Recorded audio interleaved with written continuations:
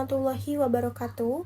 Perkenalkan, saya Resti Alpiani dengan nomor induk mahasiswa 240301010075 dari program studi akuntansi. Pada kesempatan ini, saya akan mempresentasikan makalah yang berjudul Analisis Implementasi Standar Akuntansi Pemerintahan Berbasis Akrual berdasarkan Peraturan Pemerintah Nomor 71 Tahun 2010 dalam meningkatkan transparansi dan akuntabilitas laporan keuangan sektor publik di Indonesia. Pembahasan saya meliputi dasar penerapan, mekanisme pencatatan, komponen laporan keuangan, serta tantangan implementasinya. Baik, kita masuk ke pembahasan pertama, yaitu latar belakang penerapan SAP berbasis akrual.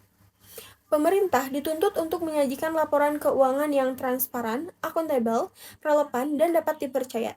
Sebelumnya, pemerintah menggunakan basis kas menuju akrual. Kemudian, melalui Peraturan Pemerintah Nomor 71 Tahun 2010, pemerintah menerapkan standar akuntansi pemerintahan berbasis akrual secara penuh mulai tahun 2015. Basis akrual memberikan informasi yang lebih lengkap karena tidak hanya mencatat kas, tetapi juga aset, kewajiban, pendapatan, dan beban yang terjadi. Selanjutnya, saya akan menjelaskan rumusan masalah dan tujuan dari pembahasan ini. Pembahasan ini berfokus pada 4 hal, yaitu dasar hukum standar akuntansi pemerintahan berbasis akrual, mekanisme pengakuan dan pengukuran transaksi, komponen laporan keuangan, serta tantangan penerapannya.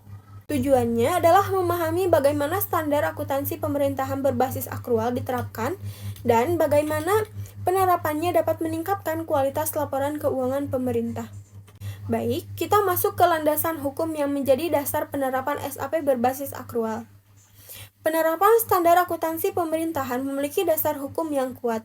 Di antaranya adalah Undang-Undang Nomor 17 Tahun 2003 tentang Keuangan Negara, Undang-Undang Nomor 1 Tahun 2004 tentang Perbendaharaan Negara, dan Undang-Undang Nomor 15 Tahun 2004 tentang Pemeriksaan Pengelolaan dan Tanggung Jawab Keuangan Negara. Kemudian diterbitkan Peraturan Pemerintah Nomor 24 Tahun 2005 tentang Standar Akuntansi Pemerintahan Berbasis kas menuju akrual. Selanjutnya, Peraturan Pemerintah Nomor 71 Tahun 2010 menjadi dasar penerapan standar akuntansi pemerintahan berbasis akrual. Pada slide ini, saya akan menjelaskan perbedaan antara basis kas dan basis akrual. Perbedaan utamanya adalah waktu pengakuan transaksi. Pada basis kas, transaksi dicatat ketika kas diterima atau dibayarkan. Sedangkan pada basis akrual, transaksi dicatat ketika hak atau kewajiban ekonomi terjadi, meskipun kas belum diterima atau dibayarkan. Jadi, sederhananya, basis kas berfokus pada pergerakan uang, sedangkan basis akrual berfokus pada terjadinya transaksi ekonomi. Selanjutnya, kita akan melihat struktur standar akuntansi pemerintahan berbasis akrual. Standar akuntansi pemerintahan berbasis akrual terdiri dari 2 bagian utama, yaitu kerangka konseptual akuntansi pemerintahan dan pernyataan standar akuntansi pemerintahan. Kerangka konseptual menjadi dasar dalam penyusunan laporan, sedangkan pernyataan standar akuntansi pemerintah mengatur secara lebih spesifik mengenai pengakuan, pengukuran, dan penyajian dan juga pengungkapan transaksinya. Berikut, saya akan menjelaskan bagaimana mekanisme pencatatan dalam SAP berbasis akrual. Dalam penerapannya, pemerintah menggunakan sistem pembukuan berpasangan atau double entry. Terdapat jurnal finansial yang menggunakan basis akrual dan berkaitan dengan laporan operasional serta neraca. Selain itu, terdapat jurnal pelaksanaan anggaran yang menggunakan basis kas dan berkaitan dengan laporan realisasi anggaran. Jadi, penerapan akrual tidak berarti semua laporan menggunakan basis akrual.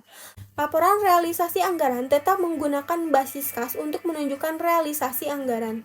Pada slide ini, saya akan membahas pengakuan pendapatan, beban, dan belanja.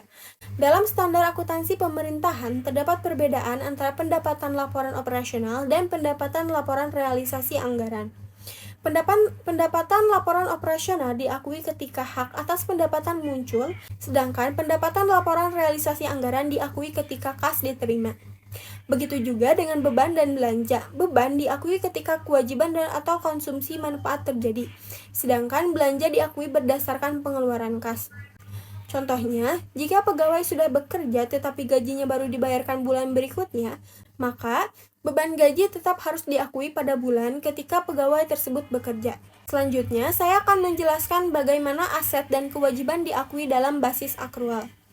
Aset diakui ketika pemerintah memiliki hak atau manfaat ekonomi yang dapat diukur secara andal. Contohnya adalah piutang pajak dan aset tetap, sedangkan kewajiban diakui ketika pemerintah memiliki kewajiban hukum atau kewajiban ekonomi yang harus diselesaikan. Dengan pencatatan tersebut, laporan keuangan dapat menggambarkan posisi keuangan pemerintah secara lebih nyata. Berikutnya, kita masuk ke 7 komponen laporan keuangan pemerintah. Standar akuntansi pemerintah berbasis akrual menghasilkan 7 komponen laporan keuangan. Yang pertama adalah laporan realisasi anggaran, kedua, laporan perubahan saldo anggaran lebih, ketiga, neraca, keempat, laporan operasional, kelima, laporan perubahan ekuitas, keenam, laporan arus kas, dan yang terakhir adalah catatan atas laporan keuangan. Ketujuh laporan tersebut memiliki fungsi masing-masing dan saling melengkapi dalam memberikan informasi mengenai kondisi keuangan pemerintah. Pada slide ini, saya akan menjelaskan keterkaitan antara ketujuh laporan keuangan tersebut. Ketujuh laporan tersebut saling berkaitan. Misalnya, surplus atau defisit atau dari laporan operasional akan mempengaruhi laporan perubahan ekuitas. Kemudian, saldo ekuitas pada laporan perubahan ekuitas akan disajikan dalam neraca. Sementara itu, laporan realisasi anggaran berfokus pada anggaran.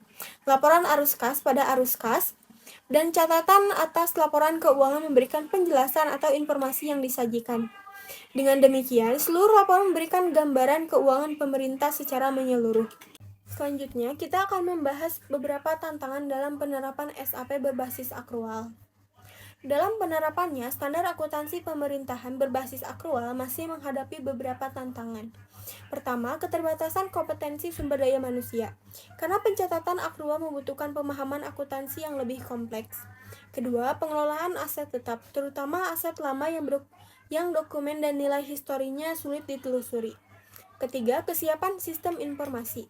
Dan yang terakhir adalah resistensi terhadap perubahan dari sistem kas menuju sistem akrual. Setelah mengetahui tantangannya, berikutnya saya akan menjelaskan strategi yang dapat dilakukan untuk mengatasinya. Beberapa strategi yang dapat dilakukan adalah meningkatkan kompetensi sumber daya manusia melalui pelatihan dan bimbingan teknis. Kemudian, memperbaiki sistem informasi keuangan agar lebih terintegrasi. Selain itu, pengawasan internal oleh aparat pengawasan inter pemerintah juga perlu diperkuat untuk memastikan pencatatan dan penyajian laporan sudah sesuai dengan standarnya. Baik, kita masuk ke bagian kesimpulan dari pembahasan yang telah disampaikan.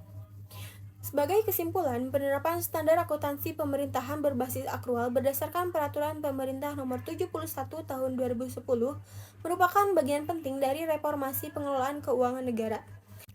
Basis akrual memberikan informasi yang lebih lengkap karena mencatat bukan hanya kas, tetapi juga hak, kewajiban, aset, pendapatan, dan juga beban. Namun, penerapannya masih menghadapi tantangan dalam kompetensi sumber daya manusia, pengelolaan aset, sistem informasi, dan budaya kerja.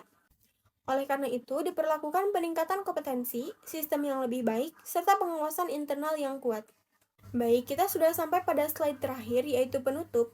Demikian presentasi yang dapat saya sampaikan mengenai analisis implementasi standar akuntansi pemerintahan berbasis akrual berdasarkan Peraturan Pemerintah Nomor 71 Tahun 2010. Semoga pembahasan ini dapat memberikan pemahaman mengenai pentingnya standar akuntansi pemerintahan berbasis akrual dalam meningkatkan transparansi dan akuntabilitas pengelolaan keuangan pemerintah.